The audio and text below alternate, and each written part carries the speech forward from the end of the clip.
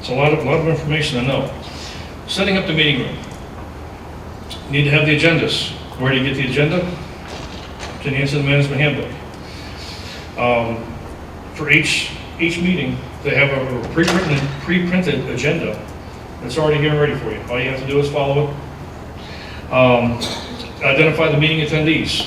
That's very important because in a lot of these meetings, you're going to have the folks that are supposed to be there. And again, the required attendees for each meeting are listed in the Incident Management Handbook.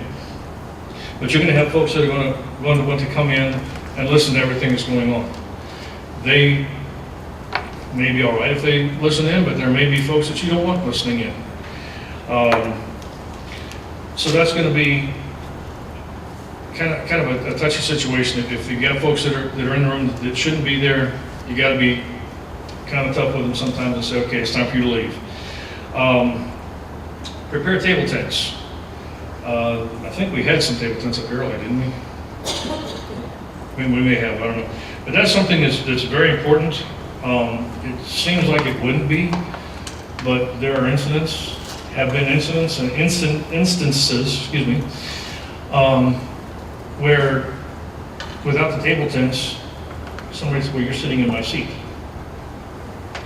Now, how ridiculous is that when we're dealing with oil and perhaps wildlife or injured personnel, and here we got somebody fighting over whether or not they're sitting in the right seat or not.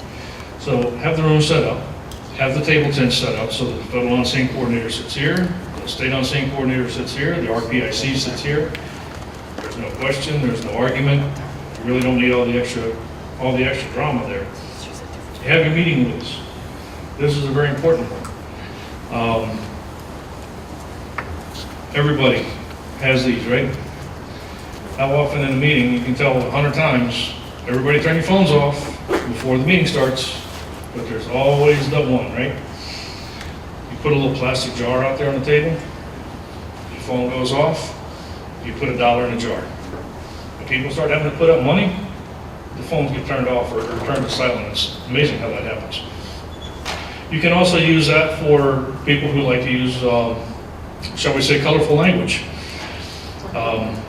In describing equipment that doesn't work, sometimes they like to describe it with adjectives that shouldn't be used in mixed company or anything else.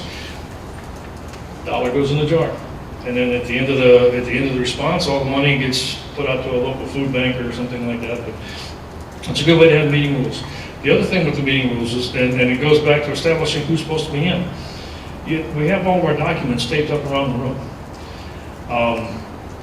You probably met those creepy-looking guys, the public information officers. Nobody likes those guys, right? But they have a tendency to come in, and they want to see what's going on. Well, next thing you know, they're over there taking pictures of the documents so that they can go out and talk to the press about something that we're doing in here. And that may be all well and good, but maybe we're not ready to release that just yet. Maybe it's still a working document that may change from what is on the wall right now, and in 2 hours it may be completely different. So we want to control, that's a meeting. Nobody takes pictures of the walls. And of course that goes back into the wall charts that we have here. The meeting schedule, very important one there. We're going to have a meeting schedule listed. If there's more than one exit to the room, there's going to be a meeting schedule posted at every door. If there's multiple rooms that the planning may be meeting in a room. Unified command may be in a big room like this. Our operations is in a spot. Logistics is in a spot. Finance may be in another room. Each one of those rooms is going to have a meeting schedule posted in there. So if there's no, yeah, I missed that meeting. Sorry, I didn't know that was coming up. Everybody knows it's there.